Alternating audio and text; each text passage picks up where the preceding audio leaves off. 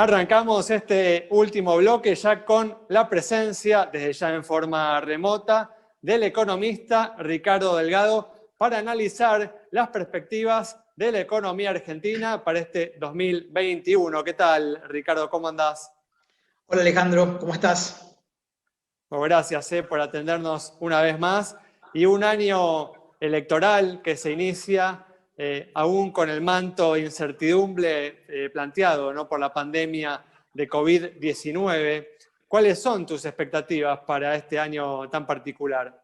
Bueno, yo creo que la pandemia y las elecciones son los dos, si querés, condicionantes principales para una economía que tiene que dejar atrás un muy mal 2020 y que, dependiendo de cuáles sean los caminos que defina el gobierno hacia adelante, permitirá que la economía recomponga algo de lo perdido el año pasado y de alguna manera llegue en condiciones más o menos competitivas a las elecciones del mes de octubre.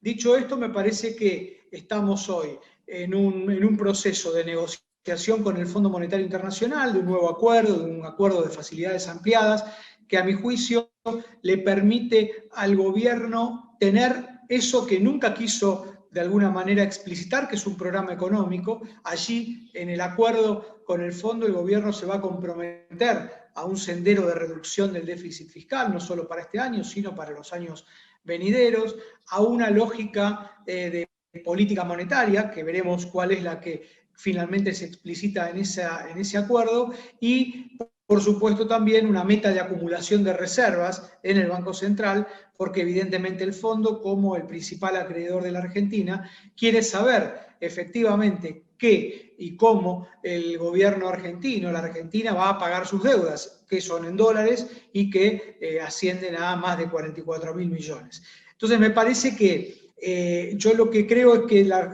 Argentina va a tener un año signado por esas dos realidades, en donde podemos esperar alguna recuperación, yo diría más estadística que concreta, que real, en el Producto Bruto, en la actividad económica, y que Claro, todo... disculpa, Ricardo, te iba a preguntar justamente eso, ¿no? Hay un consenso bastante extendido en que se va a dar una recuperación de la economía superior al 5%. ¿Coincidís con estos pronósticos?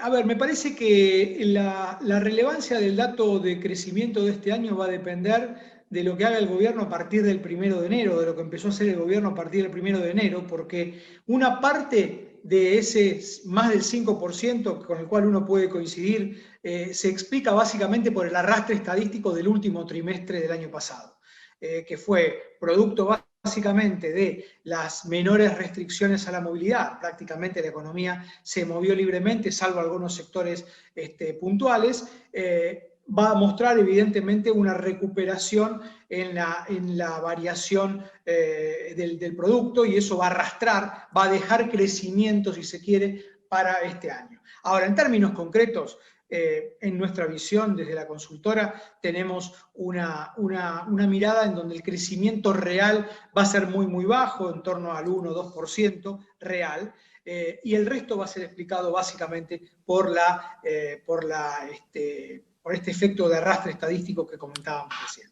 Es que, Ricardo, justamente, aún con una recuperación de una magnitud importante este año, en el orden de la que se está esperando, el nivel de actividad económica del 2021 va a estar por debajo del nivel de actividad económica del 2019. Sí, claramente, sí. Este es un dato no menor. La Argentina habrá perdido en los últimos 3 años, desde el 2018 a esta parte, aproximadamente un 40% del producto en dólares. Y este es un dato no menor. Esta es una economía mucho más chica, una economía que está en un proceso claro de downsizing, de achicamiento, en donde las estructuras de costos de las empresas, de las familias, van a sufrir, ya comenzaron a sufrir en el 2020 y va a continuar ese proceso, y por eso me parece que la habilidad del sector privado de adaptarse a esta economía más pequeña, está en esa habilidad, la capacidad de supervivencia hacia hacia adelante. Y por supuesto también la habilidad del Estado, de las políticas públicas del Estado, de la política económica, para transitar ese proceso sin tantos costos sociales, porque finalmente estructuras de costos sobredimensionadas implica que hay gente que no va a conseguir trabajo, y ese es el gran desafío, a mi juicio, de los años que vienen. ¿Y este desempeño económico lo atribuís a la pandemia o crees que hay una responsabilidad de la actual administración? No, yo creo que la pandemia ha jugado un rol central. Me parece que seríamos injustos en cargarle todas las tintas de esta mala performance económica del 2020 al gobierno. Ahora, dicho esto, también hay que decir que el gobierno cometió una cantidad importante de errores no forzados y uno puede, digamos, citar algunos. Por ejemplo, para las expectativas, para la credibilidad de las políticas desde el Estado, por ejemplo, la decisión de expropiar Vicentín como un modo de gestionar la política económica generó más perjuicios en términos de expectativas que beneficios. Finalmente tuvo que ir para atrás el gobierno con esa decisión. La decisión, luego de haber alcanzado un canje muy exitoso de deuda ya por el mes de agosto, fines de agosto, principios de septiembre, con los bonistas privados, el gobierno introdujo un supercepo que lo único que hizo fue ampliar todavía más la brecha cambiaria y llevarla bien por encima del 100% en el mes de octubre, hasta que se coordinó de vuelta y bajó hasta los niveles actuales, que siguen siendo muy altos. Con lo cual, me parece que hay una cuestión objetiva de base. La pandemia golpeó a todas las economías. Esta era una economía que ya tenía problemas, ya venía con problemas severos, no solo de crecimiento, de largo arrastre, sino también de dos grandes devaluaciones del 2018 y del 2019, pero ciertamente también los errores no forzados del gobierno nos pusieron en una performance, en un ranking de países dentro de los que peor la pasaron en el 2020. Y hablando, Ricardo, de la brecha cambiaria, ¿esperás un 2021 más, igual o menos turbulento que el 2020 justamente en materia financiera, en materia cambiaria?